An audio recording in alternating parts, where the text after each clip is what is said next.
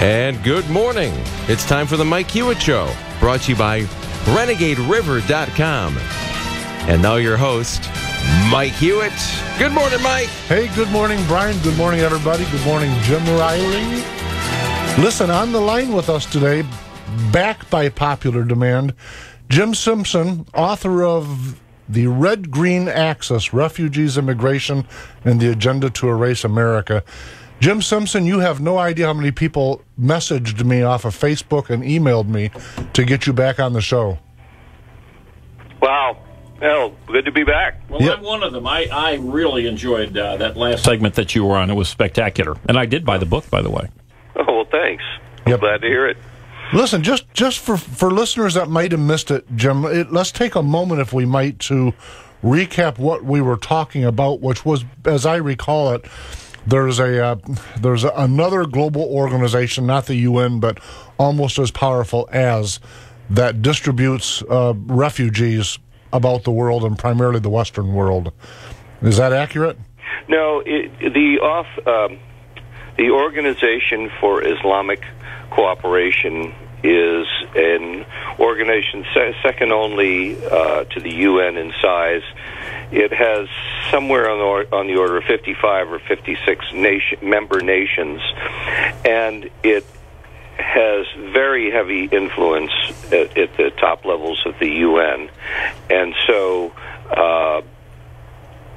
it influences who the UN High Commissioner chooses to select as refugees. And we know that since 1980, and the Refugee Act was passed thanks to Teddy Kennedy and Jimmy Carter, that the UN High Commissioner for Refugees is primary in selecting refugees that come to America. He selects about 85% of the refugees that come to America, and not surprisingly, many of those are coming from Muslim countries, and the ones that do come are almost entirely Muslims.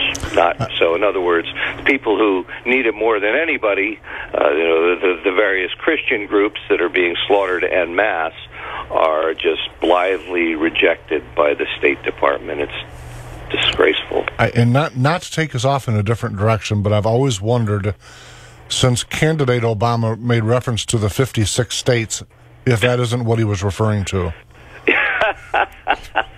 Well, that could well be. A little slip of the tongue there, yeah. It was clearly a faux pas, but I don't know that we know exactly how significant it was of Freudian slips and faux pas. Good one. Yeah. Listen, one of the things that I noticed in our email exchange, yours and mine, Jim, about having you back on, is you've got a petition going. Oh, yeah. And by the way, I've signed it. My brother signed it. I speculate that Jim probably will if he hasn't already, but Jim Riley, here that is. But tell us, what is that about? Well,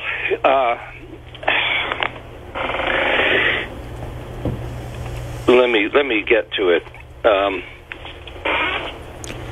We as people, as citizens, under the current regime, under current law, have virtually no say in the refugees coming to our communities. In fact, most of the time, the agencies and the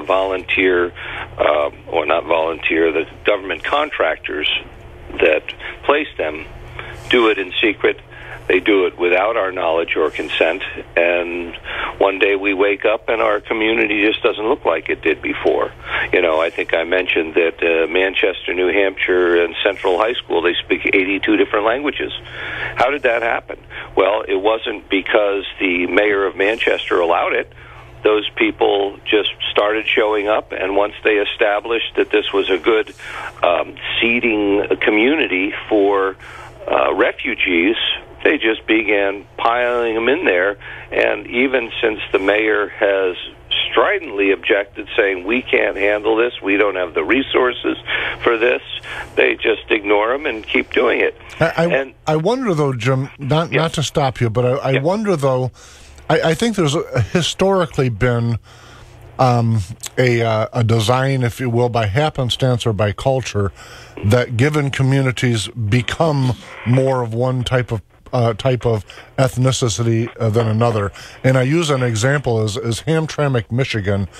Not so much anymore, but Hamtramck, once upon a time when I was young, was nearly 100% Polish background people. And so when they came here, I don't think that a government, be it the UN or our governments, I don't think that they funneled them there. I think that those families said, hey, to their brothers and sisters and cousins, life is good in Hamtramck, and they literally developed their culture and then slowly assimilated into be more American, for lack of better terminologies. So is that not what's happening here? No, I think there's a very distinct difference, because those people, first of all, came to the United States to build a better life, to become part of the American dream, not to live off the American dream. On that point, Jim, when I was young, my young 20s, I had a job that took me through that area quite a bit. And one of the things that stands out to this day, in fact, it gives me a little shiver down my spine, almost everyone in Hamtramck at the time was first-generation immigrant.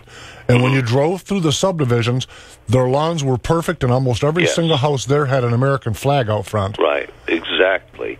They were grateful for the opportunity, and they naturally gravitated towards one another because they had a common background, a common culture, common language, and so that made it easy. You know, it's always safety in numbers in that regard, and it's similar with these.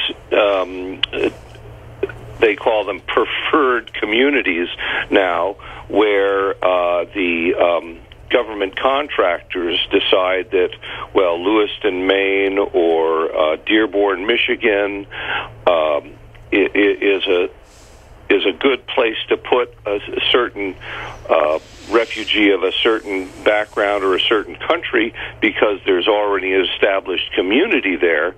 But that community has been there and learned how to game the system, learned how to work the system, and they just, come on, the water's fine, come on over. And it's a different thing. And I'm not saying that some of these people don't want to assimilate and participate in the American dream. Some of them do, and some of them are hardworking. But I don't think it's the majority, and there is a significant component that will never do anything but live off the dole, and they're massively burdening communities. You know, in New Hampshire, one of the folks there was telling me, you used to be able to get Section 8 housing approval in a few weeks. Now the wait is 5 years. Wow. That's the kind of thing that happens. And this petition, we call it No Refugee Resettlement Without Local OK, and basically we created it to highlight the fact that local communities currently have little or no say in the refugees coming to their community. They're powerless to stop it, even though ultimately, in the long run, they're going to be the ones paying for it. Are you identifying, Jim, are you identifying a difference between a refugee and an immigrant?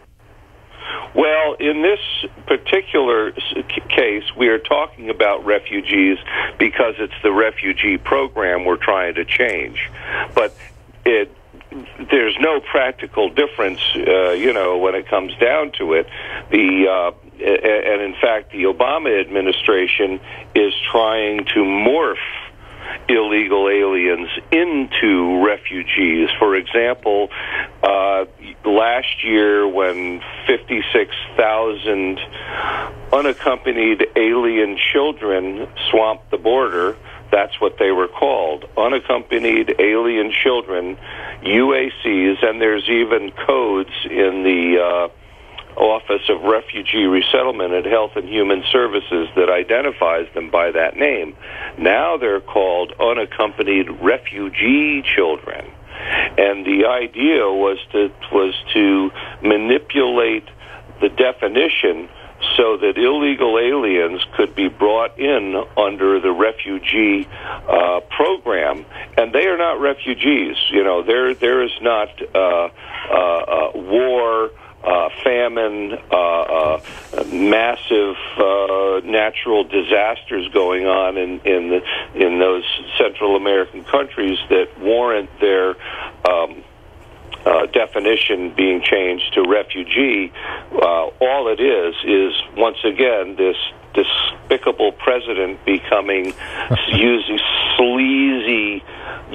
manipulating the system so that he can sneak in his preferred demographic, future Democratic voters of America, under a program that pays for it all. Jim, I share your appreciation of our current president, and very much appreciate your highlighting and articulating this issue. But as you suggested, this was a program that was set up using, I guess, what's called old-timey rules and regulations, where you had the President of the United States and you had Congress setting this up. Since Jimmy Carter's presidency, we've had a fair number of Republican presidents, a fair amount of Republican control. Should we not maybe share the contempt with the Republicans because they've allowed this to continue? Chances are, if you looked at it, which is probably in your book, that it has expanded dramatically. But is there anybody out there, any elected official, aside from brave folks like yourself, who is saying, wait a minute, this is a bad program, we need to stop it, to change it, to what have you? You're the only person, with perhaps the exception of Ann Coulter, that I'm aware of, who's making some noise about this. Well, Ann Corcoran, my friend who writes the Refugee Resettlement Watch blog, she's the one who really deserves the credit for bringing this to public attention, because just as a private citizen on her own dime with no prompting from anybody, she has since 2007 been writing that blog, and she has literally thousands of posts on it that talk about every single aspect of the refugee resettlement program. I'm a relative newcomer to this particular agenda. It's just another offshoot of the left's overall effort to subvert our country, and you are right that. Oh, by the way, I have to say I'm not an elected official. I don't think I have a yes, I didn't mean to. In hell in being elected, but it would be nice. But never mind. So, but you're right about Republicans being complicit as well, and I think that it's stunning how ignorant elected officials from both parties are, especially Republicans, are about this whole program. Right. Part of the problem, Jim, as I see it, and you can tell me if I'm off base here, but let me approach it from two different directions. First, regarding the elected officials on a federal level, most of them tend to be cubbyholed. So our guy, for instance, from the 2nd District here in Michigan, chairs a subcommittee on finance. Right. Very, very powerful committee. Right. But it's an engrossing and captivating committee. Right. Doesn't matter whether people like him or not. Right. This subcommittee that he chairs consumes the people that sits on it, because it's a very, very active and busy committee. And I say that because, on one hand, it makes sense that we have all these folks cubbyholed. On the other hand, I think that we have these kind of things that go without attention. And then the other thing that I wanted to mention is, and the reason I asked you earlier if you separated the concept of refugee versus immigrant, is because I think most people, most reasoned people, including our elected, including grassroots, think of the word refugee as like the boat people coming over. Yes. Some of the visions that I have. Yes. And so who says no to a boatload of 90 people that were escaping our new friends, the Castros? Right. And so no, absolutely. You sit and you weigh it out. So if you're an elected official or if you're grassroots, doesn't matter who you are, trying to figure out who the different folks are that are coming. It's you need divining rods out in the field. It's not possible to know who's really escaping political plight versus who wants to come build a big terrorist network in one of our great cities. But how do we fix this? Because we all agree it's a big issue. How do we fix it? Well, you have to repeal or heavily modify the Refugee Act of 1980. First of all, you have to get the UN High Commissioner out of the driver's seat. We have no business taking orders or even suggestions from the UN in any capacity. They're a destructive, essentially useless organization, with the exception of the fact that all of the agendas that they promote that do work just coincidentally happen to work against our best interests. And, I don't think, I've never thought it was a coincidence, seeing as Alger Hiss, one of the greatest American traders in history, oversaw the writing of the UN Charter, and that was not a mistake. He was on there to make sure that the UN became an instrument of Soviet foreign policy as opposed to an instrument for world peace, which the empty-headed liberals thought it was supposed to be for. But we need to seriously revise, and I don't mind entirely repealing the Refugee Act, and for that matter, the 1965 Immigration and Naturalization Act, which was another Teddy Kennedy brainstorm in which he conspired with Bert Corona and the California Communists to rewrite our immigration laws to open the door to third world immigrants, and basically, just throw the doors open and say, come on, however many you want. And that was, another Democrat calculation to bring in a whole bunch of new Democrat slave voters. Nope, that's exactly right. Listen, Jim, we're out of time. How do folks find you or find what you're working on or your book? Well, the book is at Amazon, the Red Green Axis. Just go to Amazon and type in Red Green Axis. It'll, pop right up. They can go to the Center for Security Policy website and look it up there. There's actually a free PDF they can download from the Center's site. They can sign up to help us with this agenda at the Center's site as well. And just for everyone, listeners' information, Jim Riley has posted the link that you just talked about for the Center for Security Policy on our the Mike Hewitt Show Facebook page. And it's a great site, by the way. You have the petition there, too, right? Yep, we do. Yep, take action. Also, really, really great stuff to get yourself up to speed on this. Very, very good. Jim, thank you very, very much for joining us. We appreciate you. Thanks so much for having me back, Mike. Okay, folks, we'll be right back after these messages. And back to the Mike Hewitt Show, brought to you by RenegadeRiver.com and your host, Mike Hewitt. Listen, that guy is something else. What do you think, Jim? Well, I'm very impressed not only with his hard work and this very excellent website, which is the Center for Security Policy, all sorts of really great stuff on it, but he was able to, in a very short period of time, and actually, if we didn't interrupt him, in just a few paragraphs, explain what the current United States government policy is and explain why it is damaging our country.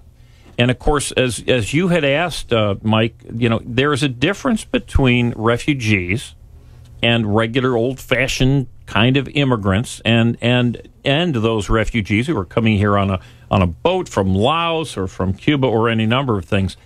And what we have seen is the abdication of responsibility by both political parties in this country.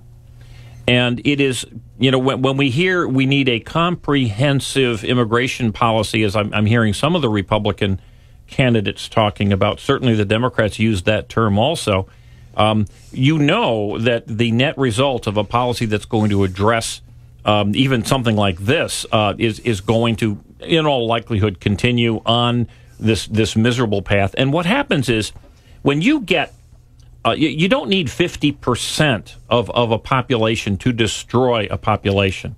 50% of the people who lived in Detroit 40 years ago were not thug lawbreakers. It was a relatively small percentage. And that small percentage metastasized to destroy one of the greatest cities this country has ever seen. They didn't necessarily grow. What happened was other folks left. And when you have a small town up in New Hampshire, or you've got communities which he has mentioned before, up in Minnesota, where huge numbers of federally funded folks who've come in here, not necessarily because they're anxious to come to America, they're just anxious to get out of where they are, and they're supported by federal dollars. So in other words, you don't just have these refugees brought to your community, you've got an entire governmental establishment that's entire livelihood is dependent upon not only keeping them dependent, but expanding the numbers of people in that town. You destroy what the town was all about before they arrived. It's like aliens arriving. It is, but one of the things that Jim Simpson mentioned the last time he was on that stands out in my mind is that some of this, and I'm putting words in his mouth a little bit, but some of this isn't politics. We've got companies now that are financially motivated. They're paid on a per customer basis or a per refugee basis. Absolutely. And so their it's agenda... greed. It is absolute greed. But listen, greed isn't... watch, all the liberals want to hang up on me right now. But greed is not a bad thing. It's greed if you're taking other people's money. It's one thing to work hard and to be greedy for your own benefit. That's not greed, that's theft. There's a difference.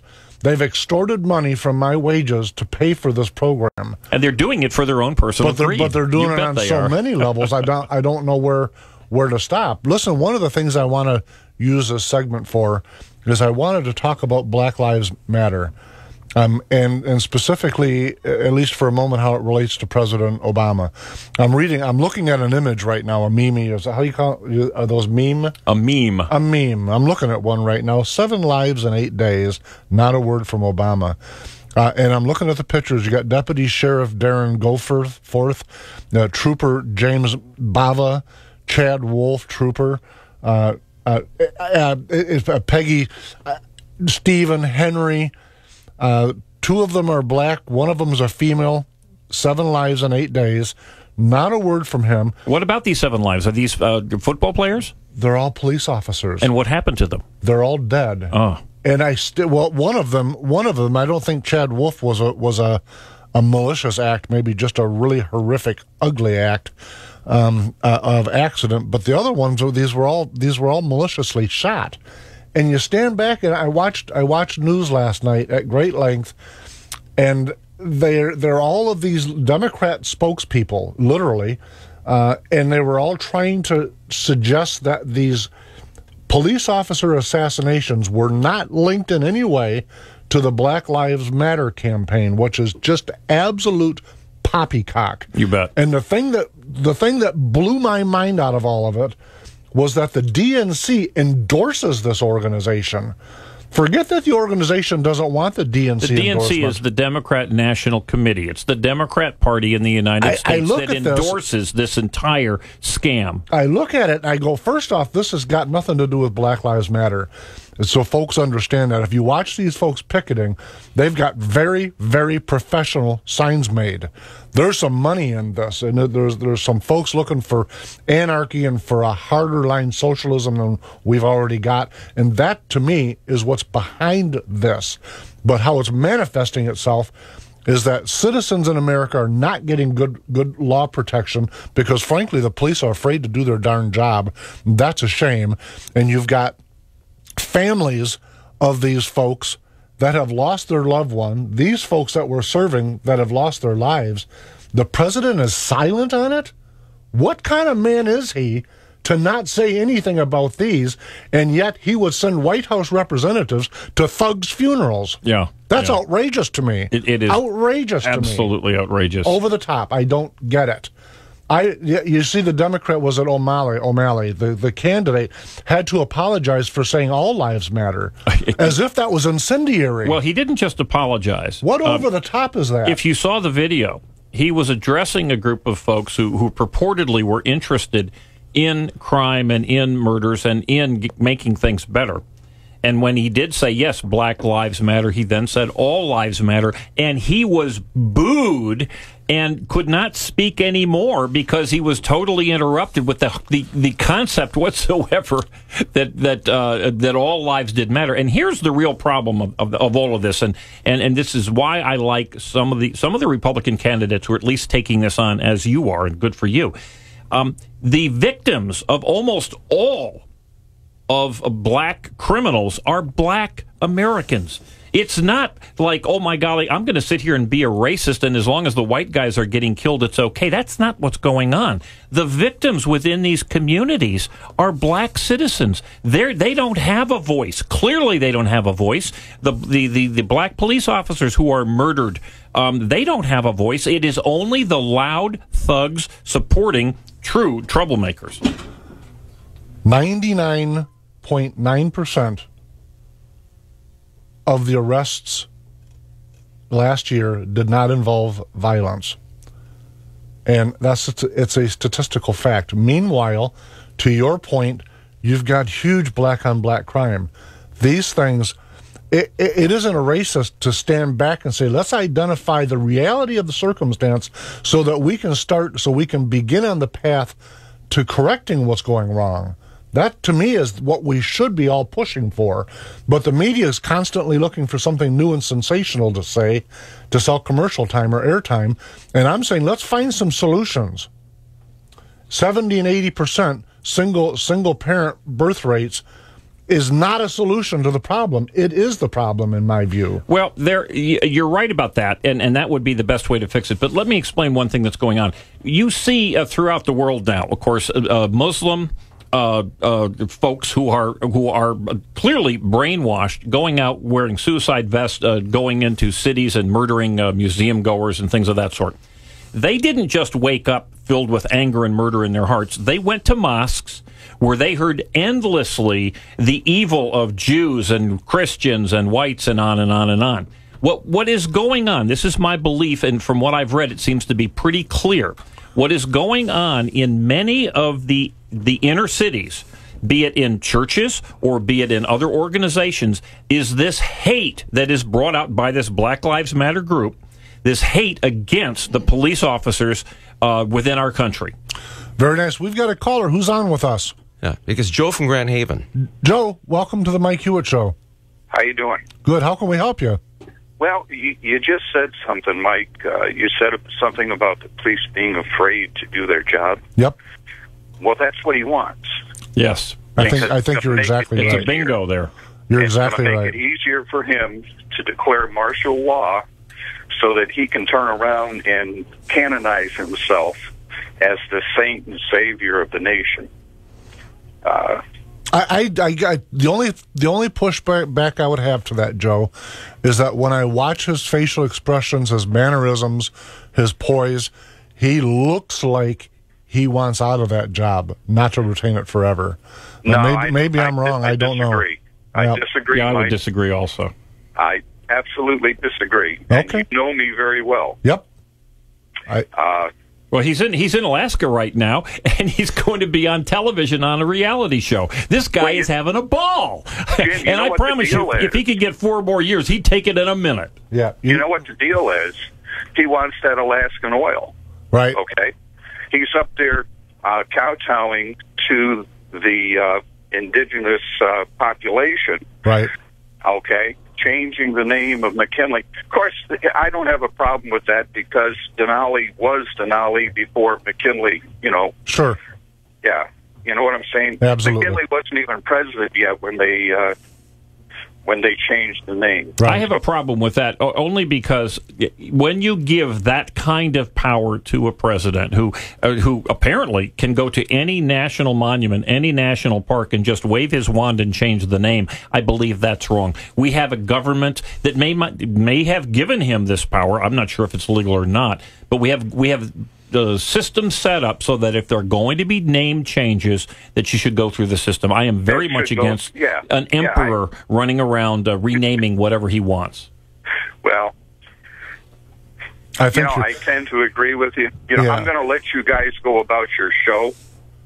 I want to go back in the other room and start to listen again. Joe, thanks for calling in.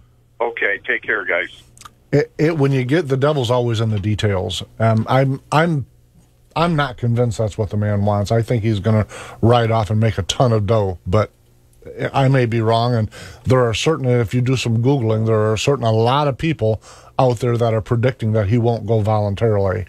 I'm not one of those folks, but who knows? He's going to go voluntarily. He'll retire and he'll do very well, like almost every other president has. Certainly, Mr. Hillary Clinton has done very well in his retirement. Well, only thing I know is that when we look to the troubles we've got coming, they're being brewed on purpose.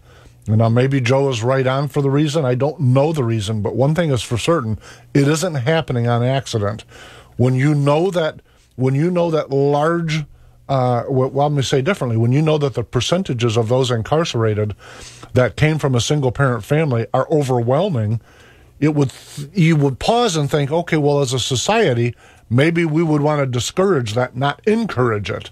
In pop culture, our the way our tax structure works, the way welfare works, everything that we've done as a culture and as a government encourages rather than discourages single-parent families. Mike, the president's chief advisor and the current mayor of Chicago had previously confirmed what you just said. He said, never let a good crisis go to waste. Government uses disaster. They use mayhem and death and deprivation as an excuse to expand their power over us. Because when things go bad, who should we call? Well, in theory, according to, frankly, too many Republicans, but literally every single Democrat, that we have a disaster, let's expand our power. Never let a good crisis go to waste. The part that gets me is all of the obviouses, but really, truly, the part that gets me is the electorate, the American people.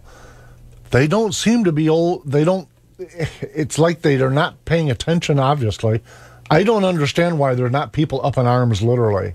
I can tell you why, because the Republican Party, the loyal opposition, truly. You've got this thing find a way to attack the Republican Party. No, I'm not attacking them. You want to hang everything on one hook, Jim. No, but if you do not hear somebody articulating, for instance, your position, which you have articulated, and as I asked the previous guest, is there anybody who is in an elected position, who is bringing this particular issue to the fore? We would expect that we would have Senator Sessions. Okay, and there we go. So we have 50-some the Republicans in the Senate and any number in the House.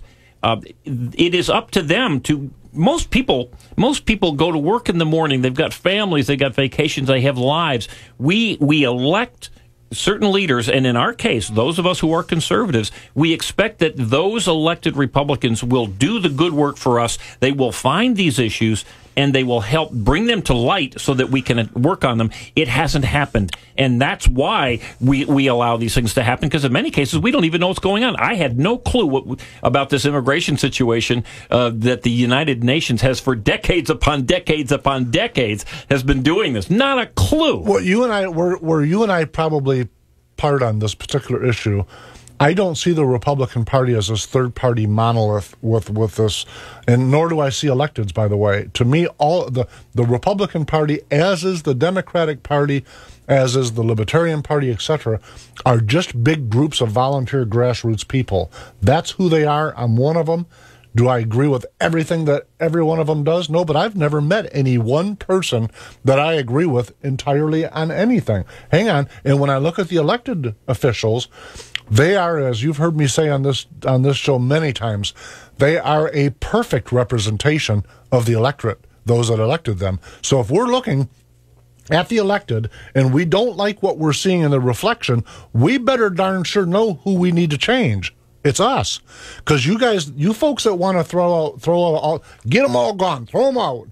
Then the electorate will elect identical copies, because that's what we got. Well, what's happened we need to work on grassroots. We need to get citizens to see these things and stop trying to poke at this elected official or that elected official. 4 words. Because they're going to get replaced with the same. Cruz, Fiorina, Carson, and Trump. Okay. And as a matter of fact, what do they all share? They share the contempt.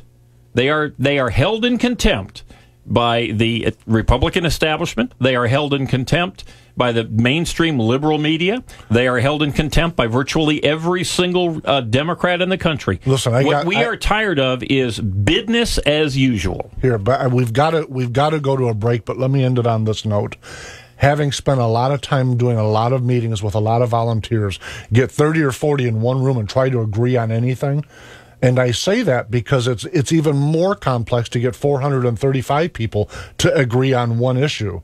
So we look at Congress in total. We have to remember that the reason they move slow is that that's how our founders designed it.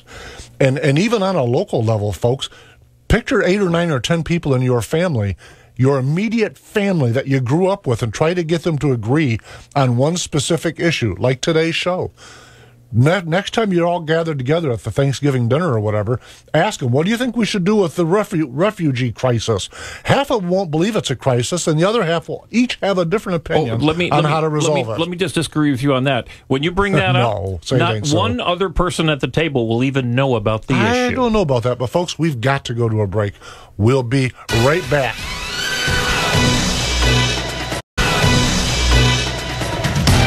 And back to the Mike Hewitt Show, brought to you by RenegadeRiver.com. And it is time for the Enigma Report.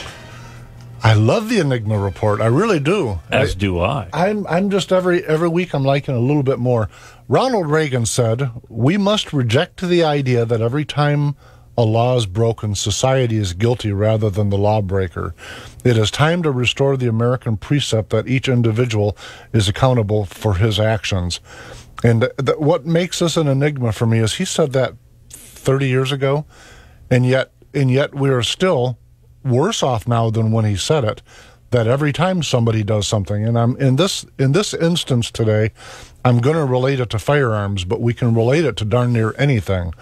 I add, rather than infringing on the rights of 321,216,397 people, why don't we pause and take a really long look at our mental health industry? The idea that we don't do something so obvious as that is an enigma to me. What do you think, Jim? Well, I share your perhaps frustration and maybe you wonder at why, as someone who had a brother who was a schizophrenic, and he went through all sorts of halfway houses and ultimately into a state mental facility. I think part of the problem is that the science of mental health is centuries behind the science of physical health. And there are all sorts of folks out there with ideas, and I know that there's experimentation going on.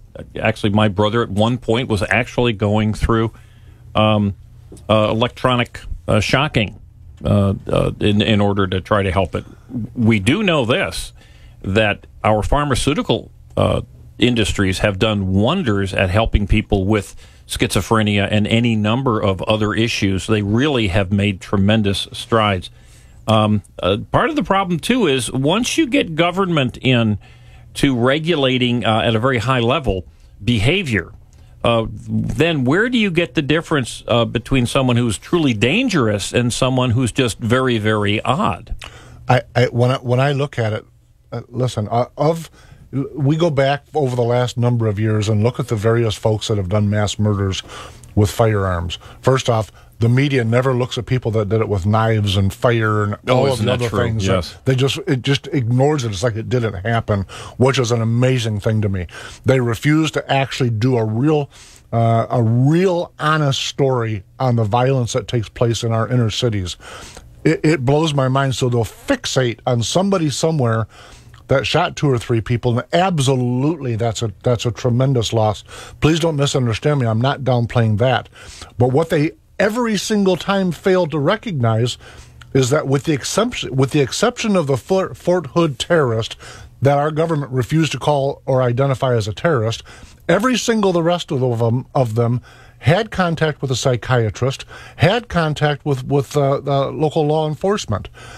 And when you look at the pictures of these people, man, I'm not a doctor, but those people look dangerous to me.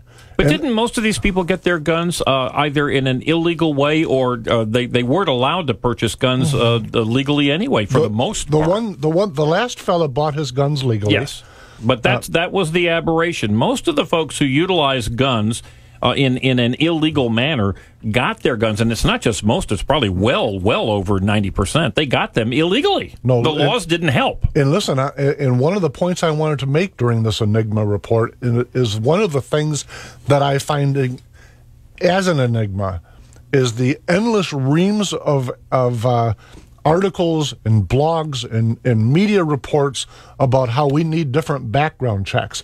And I read those articles, every single one of them, because I'm part of the process, folks. I own a gun shop. I'm very involved in doing background checks every single day. Somebody comes in and wants to buy a gun, you have very specific I'm reading these requirements. I'm reading these articles, and they're not just a little wrong. They're so wrong that they can only be identified as blatant political lies. It's not how the process works. You walk in, Honey Bunch came in and bought a firearm from me. I didn't say, here's your gun. We had to do a background check. They made sure she wasn't AWOL. They made sure that she didn't have any felony arrests. They made sure that she didn't have any misdemeanor domestic violence charges hanging on her. They go back forever. It isn't like they cover the last 6 months. Should they have a mental strain to determine if there's any mental illnesses? I hear that a lot, and here's the funny part about that. The HIPAA Act, the laws that the Uber left have created, prevent those folks from sharing with medical records. The privacy laws, which are intended, initially, believe it or not, they were intended in good measure to protect people who had AIDS and HIV, because at the time it was a socially, not cool disease to have. Getting shot by a nut that they knew was a nut is not a cool thing. No. And they need to sit down and get their pen out and write some new laws so that psychiatrists that are actually paying attention to patients rather than billing hours, which I maintain is the vast bulk of their concern is billing hours. Is this billable? What can we code it? Can we get more for this than that? That's what they're focused on. They're not focused on healing people. I am absolutely convinced of that. And so what do? We don't look at the psychiatric industry and say we have a problem. We look at the firearm. And to me, that's as nonsensical as ignoring that Bath, Michigan was where the greatest death or loss of life was at a school by explosion, not gun. It's like all of these facts and these historical truths are suspended so that they can advance their political cause. I find that an absolute enigma. Not that they're doing it. I get why they're doing it. I don't get why the public doesn't say enough. Well, the only way I can answer it, and I agree with you 100%, but the only reason is that most people who are in support of greater gun controls do not understand the kind of controls that are in place today, and they do not understand what greater gun control would achieve, because it would not achieve protection of the innocent. As a matter of fact, there are many, many websites, but on a daily and probably on an hourly basis, citizens in this country utilize firearms without firing them, just showing them to protect themselves, their families, and their businesses. I got to tell you, before we run out of time, as much as I love that topic because it blows my mind, that they'll have big anti-gun violence forums and invite everybody except for anyone that does background checks and anyone that's directly involved in the industry, either from law enforcement or retail sales. They'll have all of these people gather on big forums And I don't bring anybody that's involved in it. Blows my mind. Yeah, But listen, let's shift gears for a minute. But that's how you brainwash folks. You only give them one side, and you repeat it endlessly. As a matter of fact, the madrasas in the Middle East have been very successful at that. You're a Trump fan, aren't you? At this point, yes, I most certainly am. Okay. You Listen, bet. I'm miles away from making an endorsement of anybody, and I mean that sincerely. I'm really not. But one of the things that I find is an enigma is the desire of Trump or anyone to build a wall. And I say that not tongue-in-cheek. I say it because it's not necessary. The way to stop illegal immigration is to turn off the financial faucet.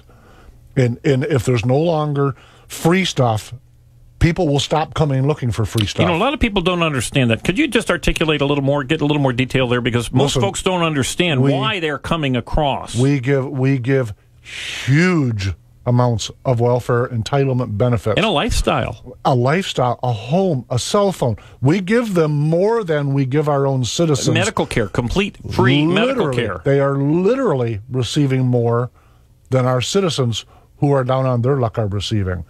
And we don't need a wall. We don't need a dialogue on this topic anymore. It's really easy. Turn off the faucet, and the problem will stop.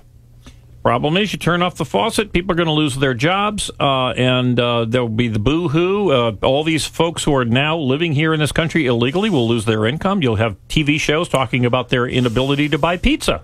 Creating a second-class society is something that should have ended when we didn't count people as full for votes. It should have ended with slavery.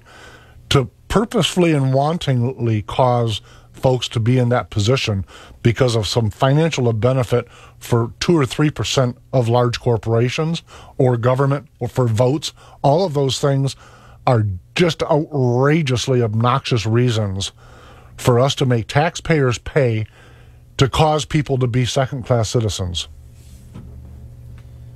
Well, remember the goal here. The goal is to employ government workers at all levels who tend to vote Democrat.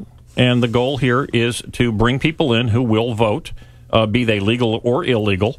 And it's a very successful plan. The fact that it's not a plan that's secret, it's very clear what they're doing. The only way to stop it, the Democrat Party will not stop it because they benefit from it. The only way to stop it is for people like you and myself and Brian here to talk about it. But also, we need strong politicians to stand up, take the heat for offending, I guess, a fair number of folks. Donald Trump has started it. We're seeing Ted Cruz and many others are standing tall. Hopefully, this election will talk about many of these issues. Yeah, one of the things I like about this particular election cycle is we're getting this conversation happening. Yes, I'm not certain that we're doing it in such a fashion that the facts are being communicated properly, but at least we're having the dialogue. Yes. When you look at 70-some% of these folks that have been in the country for more than a decade are still receiving public assistance. Is that true? 70% who've been here. It's like 77%. Oh my it's God. in the high 70s after a decade. And you stand back and say, wow. They're not assimilating. It isn't. Listen, let me be a liberal for a minute. It isn't fair to them. Let's not call them to our country, which is what we're doing with financially rewarding them. We're not allowing them to be full acting participants. We're perpetually keeping them in a position that they're in, and we're doing it at the expense of all citizens. When the answer is just to turn off the valve. Just stop this. Should our immigration policy benefit America, or should it benefit immigrants? Well, let's look. Seems to me the answer is pretty simple. The answer is about as obvious as it can possibly be. But that's not what is going on today. So inevitably, your belief is it's all about votes. Well, it's all about votes on one side of the issue. It's all about cowardice on the other side. Okay, you're back to the Republicans.